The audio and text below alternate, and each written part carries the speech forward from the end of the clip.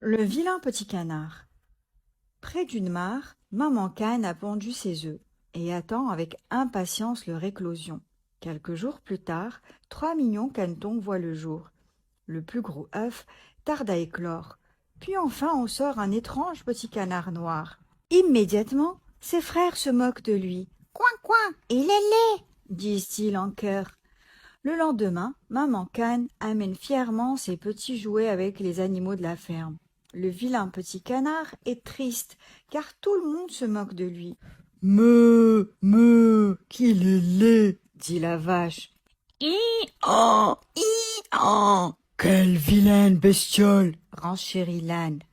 Dépité, le caneton noir s'enfuit. Une gentille fermière a pitié de lui et décide de le recueillir chez elle. Elle le laisse entrer dans sa maison et le nourrit.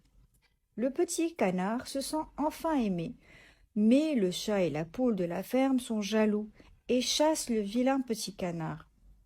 Le petit animal est à nouveau seul. Quel malheur! L'hiver approche. Le vilain petit canard contemple dans le ciel de grands oiseaux blancs s'envolant vers le sud. « Je voudrais être aussi beau et partir avec eux, » soupire-t-il.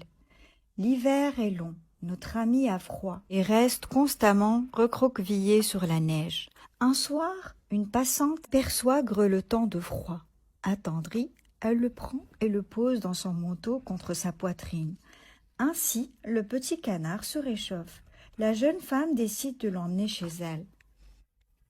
Au chaud dans la maison, le petit canard se sent bien. Il joue avec les enfants. Quel bonheur! Hélas, il est très maladroit. Un matin, il essaye de voler à travers la cuisine pour amuser les enfants. Il s'envole, tournicote dans la cuisine et renverse un seau d'eau en faisant rire les enfants. La maîtresse de maison est très en colère. Le lendemain, le petit canard boit par gourmandise un pichet de lait. C'en est trop pour la jeune femme, qui lui demande de partir immédiatement. À nouveau, le petit canard est seul. Le temps passe, voilà le printemps. Le petit canard a changé, ses plumes ont blanchi, ce n'est plus un oisillon tout noir. Soudain, à l'horizon, apparaissent 3 grands cygnes blancs. Ils volent majestueusement en déployant leurs grandes ailes et en étirant leur cou gracile.